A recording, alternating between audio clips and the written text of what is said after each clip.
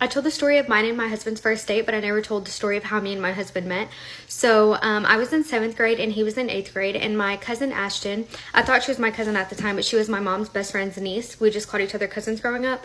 One day she invited me over to lunch and she was like, hey, like my boyfriend's gonna sit with us and that's okay. And I was like, yeah, totally. So all of a sudden Johnny walks in and she's like, this is my boyfriend. And I look at him and immediately I'm like, I hear Angel singing in the background. I'm like, this boy is gorgeous. But of course I couldn't do anything about it because he was with my cousin.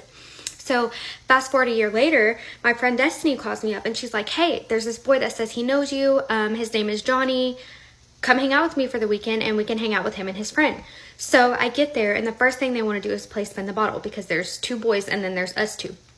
So she spins the bottle, it lands on Johnny, she makes out with him in front of me, and all of a sudden I just feel my gut sink. So I tell her, can we go back to the house because I don't feel good? Well, later on that night, I ended up texting him, telling him, ever since I've met you, I just thought you were the cutest boy ever, and just seeing you kiss my best friend was just weird. Like, it just made my heart sink for some reason.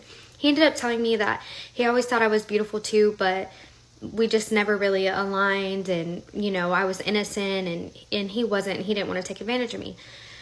That was fine. I ended up writing about him in my diary that night, and I continued to write about him for a few months actually. I was 13 years old, this was 2013, and I still have that diary to this day.